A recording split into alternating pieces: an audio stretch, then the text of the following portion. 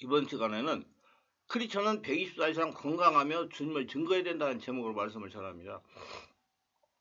우리는 예수님 안에서 새 것이 되었습니다. 죄를 용서받은 의로운 사람인 것입니다. 하늘나라 시민권이 있는 사람들입니다. 하나님 나라 천국의 자녀들인 겁니다. 더러움에 씻어진 거룩한 사람인 겁니다. 병은 명령 안에 내쫓아야 됩니다. 오늘날 너무나 많은 사람들이 병이 다가와도 생활 안 합니다. 병은 예수님의 이름으로 내쫓아야 됩니다.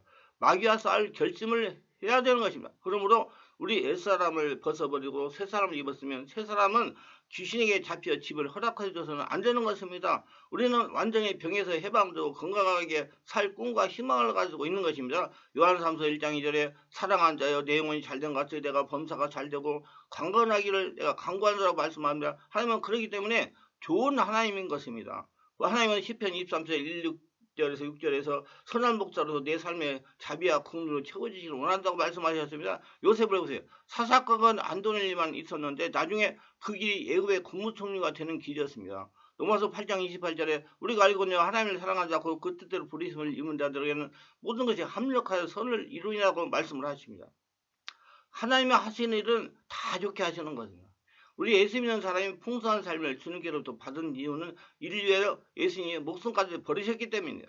목숨까지 버려서 우리를 풍성한 삶으로 이끌기를 원하시는 겁니다. 이제 그와 같은 내용을 함께 살펴보도록 하겠습니다. 첫째, 하나님의 영광을 나타내기 위해서 건강해야 됩니다. 병약한 힘이 있는 모든 사람이 오해를 받게 됩니다. 사람들은 어떤 내막보다 현실적인 것을 더 중시하고 보이는 것을 더 중시하고 어떤 언론보다도 그 결과를 중요하게 여깁니다. 우선 눈에 보기 좋고 마음에 선한 영향을 주며 자신들에게 이익이 되는 일을 인정합니다. 욥이 하나님의 깊은 섭리에 사단에게 큰 시련을 당하고 병이 들었을 때 그 절친한 친구들조차 욥이 당한 인류가 처지에 대하여 이해하지 못해서 우리는 잘 압니다. 아니 한 걸음 더 나가 생각해보라. 죄 없이 망한 자가 누구인가. 욥기 4장 7절에 말하며 욥의 병이 죄로 인한 것이라고 오해합니다. 이처럼 병약한 성도는 무사람이 부정적인 선정감을 주고 오해하게 하는 예가 많습니다. 하나님의 영광보다는 하나님의 저주와 징계를 떠올리게 합니다. 성도가 건강하지 못하면 전도의 은혜에 맡길 수 있다는 얘기입니다. 세상 사람들은 모두 보이는 면을 가지고 판단하기 때문에 병이 들어가지고 고생하고 있으면 예수 믿어도 소용없대? 무슨 예수는 예수야? 이렇게 얘기를 할 수 있다 이겁니다. 건강하지 못하면 하나님께 누를 끼치게 되는 것입니다. 병약한 자는 이웃의 수고를 요구합니다. 성도가 이 세상에서 하나님의 영광을 나타내려면 이웃과 사회에 무엇인가 주는 자가 되어야 됩니다. 즉 받는 자가 되어서는 곤란한 것입니다. 받을 때도 있지만 받는 것보다 더 많은 것을 이웃에게 베풀어야 이웃이 그를 하나님의 복받은 백성으로 인정하고 가까이 하게 됩니다. 물질을 베푸고 사랑과 관심을 줬고 이웃과 몸과 마음으로 수고를 해주고 봉사해야 이웃을 환영하고 그를 통해 하나님께 감사하며 영광을 돌리는 겁니다. 그런데 만일 성도가 그렇게 병약하다면 그 사람은 주는 자가 아니라 받는 자가 됩니다. 여러분 몸이 아파가지고 보행에 힘이 들면 한 사람이 따라 붙어야 되잖아요. 누가복음 5장 18절을 19절 중풍자를 보세요. 그를 주님께 데려오기 위해 수많은 이웃의 수고와 봉사가 요구되지 않았습니까? 그러므로 이웃에게 폐를 끼치고 수고 요구를 입장으로는 하나님의 영광을 드러낼 수가 없는 것입니다. 건강한 심신의 성도들이 되어야 할 이유가 거기에 있음을 기억하십니다. 그래서 이웃을 돕는 자, 이 장애인들을 돕는 자가 되시기를 주의 이름으로 축원합니다. 사명을 감당해서 건강해야 됩니다. 유용한 그릇이 되게 합니다. 병약한 성도일지라도 하나님께서 사명의 그릇으로 쓰일 경우가 있습니다. 바울 사도, 칼빈 선생, 헬렌 켈레 등 위대한 사역자들도 많습니다.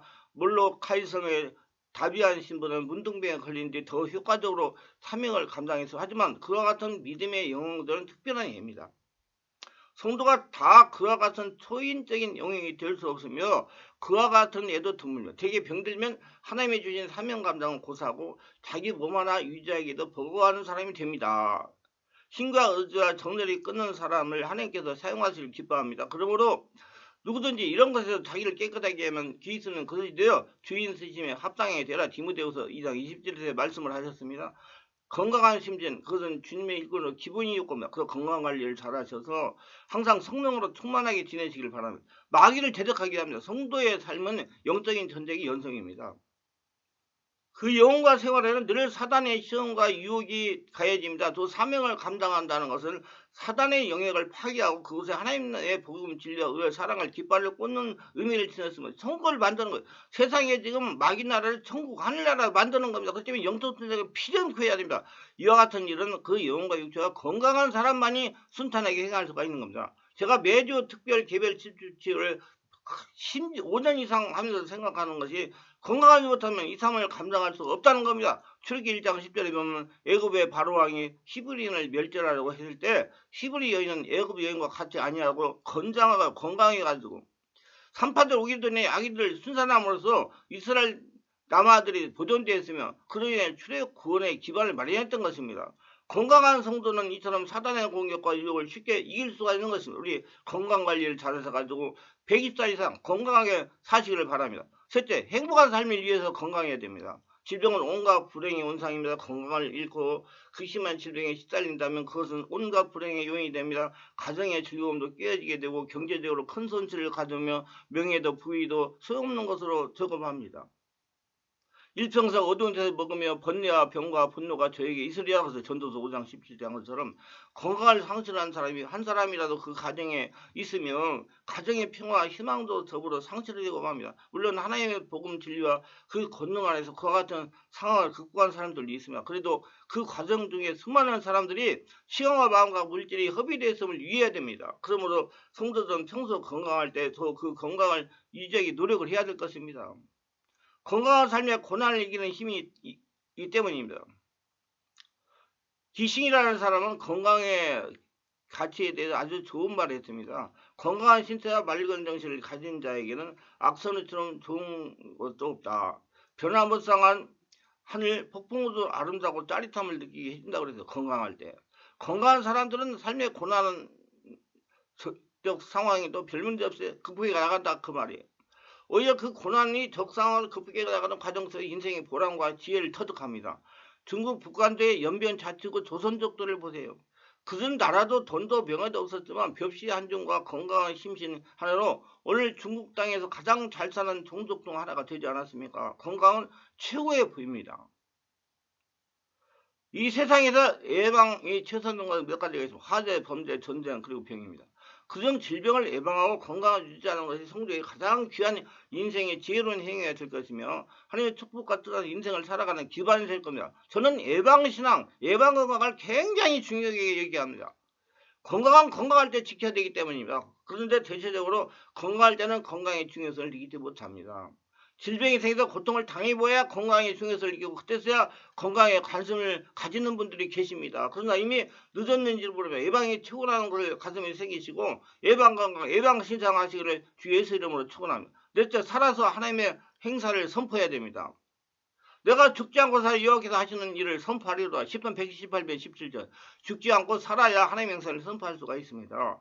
다윗의 시편에 보면 고난 중에 하나님께 부르짖는 기도와 호소가 많은 걸 볼 수가 있습니다. 하나님을 신뢰하고 하나님이 허락하신 일을 선포하는 많은 시들을 노래합니다. 오늘 말씀 보면서 지난날 환란 중에 수없는 눈물을 흘리며 사탄 마귀 귀신에게 선포하는 말씀을 했던 것이 떠올립니다. 내가 죽지 않고 살아 여호와께서 하시는 일을 선포하리로다. 하나님께서는 그 일을 행하시고 계십니다. 비록 육신의 고통 중에 있지만 그 고통 속에도 내 입에서 나를 통해 주님이 하신 일을 만나는 이들에게 선포하게 하십니다. 지금 제가 유튜브에 살아계신 하나님을 증명하는 설교 말씀을 동영상을 제작하여 올리는 것도 살아계신 하나님을 증명하기 위함입니다. 제가 살아있는 한 계속 내가 체험한 사실들, 25년 동안 체험한 사실들을 올릴 겁니다. 한번 보셔가지고 우리 성도들이 정말로 하나님 앞에서 온전히 할례라가 되는 그래서 아브라함 같이 175세까지 살면서 하나님의 영광을 선포하는 자들이 되게 하기 위해서 이렇게 체험을 사실 그대로 증명을 합니다. 지난날 어렵고 힘든 고난 중에도 굴하지 않고 성령 하나님의 살아계심을 많은 목회자와 성도들이 증명한 체험들을 내가 살아서 생생하게 저예요. 하나님의 살아계심을 선포하고 있습니다. 다른 사람들이 저를 볼 때 죄가 있어 보여도 허물이 있어 보여도 내가 아무 쓸모없어 보이더라도 하나님은 저를 예수 그리스도 옷을 입혀놓고 보시기에 사랑하는 목사라 부르시며 저에게 의롭다고 귀하다고 말씀하십니다. 저는 믿음을 가지고 있습니다. 그래 내가 죽음에 놓여있어도 죽지 않게 하시며 나를 고난에서 건지셔서 하나님의 일을 선포하게 하십니다. 여호와의 영광을 우리에게 돌리지 마옵소서. 우리에게 돌리지 마옵소서. 오직 주는 인자하시고 신실하심으로 주는 이름에만 영광을 돌리셔서 10편 115편 1절 영광밖에 합당하시 그분을 높이다 보면 슬그머니 내가 나올 때가 있기도 합니다. 알아차릴 때도 있지만 놓칠 때도 말씀. 그래서 저는 항상 이렇게 기도합니다. 내가 하나님의 영광을 가르치지 않게 하소서. 오늘 요즘 저는 여러분에게 밝힐 수 없는 영적인 싸움이 붙었습니다. 결국 이 땅에서는 우리의 모든 것이 영적 싸움입니다. 이거 싸움 안에서 그러니까 기도하고 또 기도하고 하나님의 강구해가지고 상록으로 투자인들 5천원의 성령으로 내 안에 채우는 겁니다. 선과의 싸움인 것이며 너무 고난에 집중하지 않으려고 힘쓰고 있습니다. 이스라엘아 여호와를 의지하라.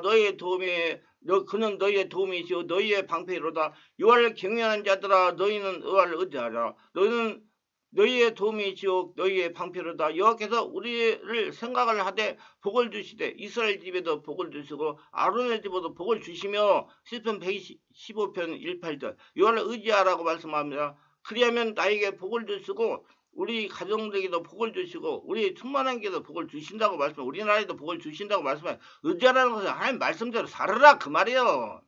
지멋대로 해가지고 기대는 게 아닙니다. 절대. 여러분 의지하라는 것은 기대는 것을 생각하면 안 돼요. 하나님 말씀대로 살아라 그 말이에요. 내 의지 갖고 내 생각 가지고 내 정신 가지고 살지 말고 하나님 말씀으로 살아라는 게 하나님을 의지하라는 겁니다. 오늘도 정신 차려야겠습니다. 하나님 영광을 가르치지 않기 위해서. 죽음을 두려워하지 않고 여호와를 온전히 의지하고 경외하며 오늘 하루도 승리하는 마음으로 살아야 할 것입니다. 살아가신 여러분 건강하고 강건하여 하나님의 영광을 100살까지 살아서 선포하시는 저와 여러분 되시기를 주의 이름으로 축원합니다. 유익하시다면 구독, 좋아요, 알림 설정을 부탁합니다. 감사합니다.